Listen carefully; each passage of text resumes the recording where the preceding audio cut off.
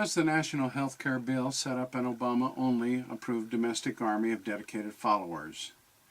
Buried deep, page 1313 in the very controversial bill in excess of 2,400 pages, is the creation of a Ready Reserve Corps for immediate service in time of national emergency or public health crises. No definition of these two purposes is given in relationship to the creation of this group. No explanation of why the National Guard or the fire and police departments already in place are not enough. Nor is there a sentence limiting this new force to healthcare functions only.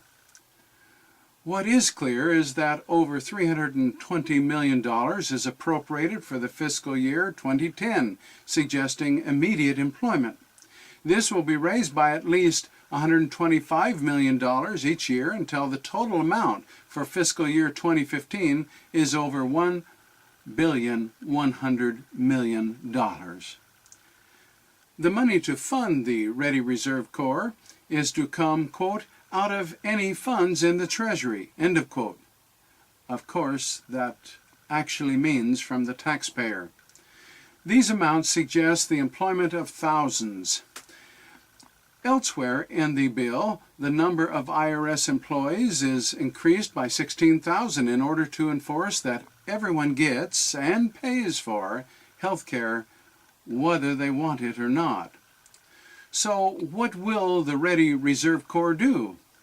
They are to be on short notice, quote, to meet both routine public health and emergency response missions, end of quote. But there is no language restricting their use in these cases, nor is there a definition of public health crisis or national emergency, as already noted. Disturbing is that commissioned officers, quote, shall be appointed without regard to civil service laws and compensated without regard to the Classification Act of 1923, end of quote. Civil service laws are in place to ensure one can be screened for employment with no regard to his or her political views or competency, and classification laws define compensation by classification. Obviously, such will be waived. More disturbing is that, quote, commissioned officers of the Ready Reserve Corps shall be appointed by the President alone, end of quote. The, quote, advice and consent of the Senate, end of quote, is excluded in making the appointment, since no qualifications are specifically noted. Instead, noticeably waived, it seems any goon will do. With 30 years' experience in studying the rise and fall of great nations, this is especially disturbing to me. It is reminiscent of the brown shirts in Nazi Germany or the red shirts under Joseph Stalin, where dissension was hunted and punished. Extreme, you say? Hopefully so. But I did not write the language, and certainly within the 2,400 pages they would have found place to more fully explain. Especially unsettling in light of the above is candidate Obama's July 2, 2008 statement. We cannot continue to rely only on our military in order to achieve the national security objectives that we've set. We've got to have a civilian national security force that's just as powerful, just as strong, just as well funded. Is this the beginning of such a force?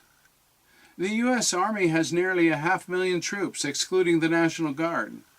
In 2007, our U.S. defense budget was $439 billion. Why would we need a domestic security force even larger? And what would it do? Pick on dissenters like Tea Party participants, perhaps? Is this the civilian national security force of which he spoke? Sounds like thugocracy, if so, and a potential threat to our freedom. We call upon Democrats, and especially President Obama, to explain this very troubling language in both his speech and in this bill.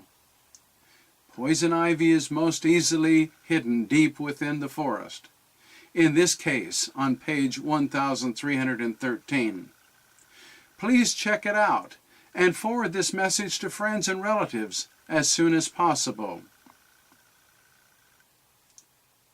This is Dr. Harold Pease for Liberty Under Fire. Thank you.